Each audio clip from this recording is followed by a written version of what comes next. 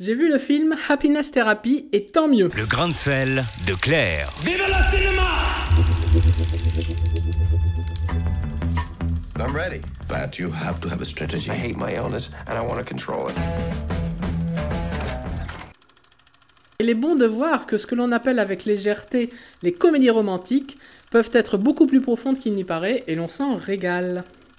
Pat, alias Bradley Cooper, sort de 8 mois d'hôpital psychiatrique du côté de Baltimore, aux USA. Il est bipolaire. Il espère se sauver de sa condition en appliquant les bons remèdes de ses médecins, une stratégie, une sorte de méthode Coué, qui consiste à se persuader que le meilleur est à venir du moment que l'on a une pensée positive.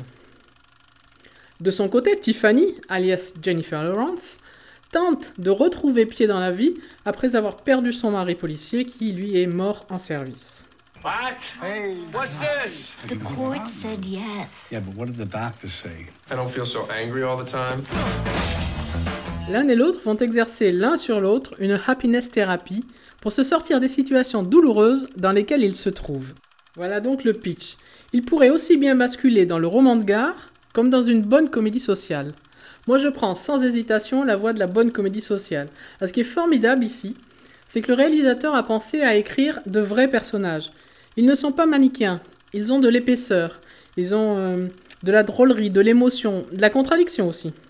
Bref, ils sont très humains et ils sont bien dans leur époque. Tiffany and Tommy? Just Tiffany. What happened to Tommy? He died. How'd he die? Please, don't bring it up. Hey, Tiffany, this is Pat. You look nice. Thank you. How'd Tommy die? Certes, il est facile d'oser dire que le personnage principal n'est pas d'un seul bloc lorsqu'on l'a affublé d'un problème de bipolarité. Mais Pat va tout au long du film évoluer. Parfois ce sera sous la contrainte de Tiffany, de son père, de son thérapeute, ou alors aussi grâce à ses propres ressources. Sa mère, qui a un petit rôle, entre en scène en ayant fait sortir son fils de l'hôpital sans la permission de son père. On s'apercevra au fil de l'histoire qu'elle est totalement dominée par son mari, et bien qu'elle soit à l'origine de la sortie de son fils. Le père, lui, qui est joué par De Niro, apparaît comme un être relativement équilibré au début, et puis il va se transformer en joueur invétéré, superstitieux, dramatiquement superstitieux, même quasiment au bord de la folie. Il y a ce couple d'amis aussi, lui, qui a l'air bien sous tout rapport, mais qui finalement n'est pas aussi idéal qu'il laisse paraître. What meds are you on? I used to be on lithium and Seroquel. I was on Xanax. You ever take Klonopin? Klonopin, I yeah. guess what? I'm tired, I want to go. Are you gonna walk me home or what? Doc, she's crazy. Whoa, what the hell? She knew where I was. She followed me. Then why don't you run somewhere else? Calm down, crazy. Maybe she just needs a friend. You want to have dinner at this diner? Pick me up at 7:30. Le thérapeute, qui semble raisonnable, peut changer de visage également lorsque les circonstances s'y prêtent.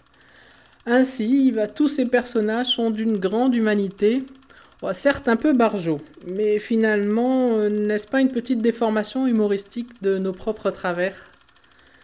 Tiffany est peut-être le personnage qui évoluera le moins, quoique. Mais c'est sur elle que reposent les liens et les destins des uns et des autres. I just gotta get a strategy, you know? Me too.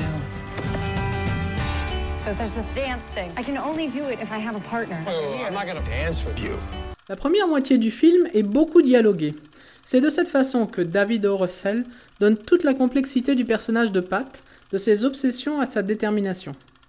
Dans la deuxième partie, le rythme s'accélère autour du football américain, de la danse et des réunions familiales explosives. Il y a également quelques plans en contre-plongée sur la maison familiale qui lui donneraient un relief presque Hitchcockien.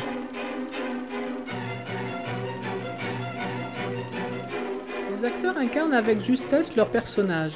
Jennifer Lawrence, en jeune fille paumée qui se raccroche à Pat, fut-il par le chantage, est bien déjantée.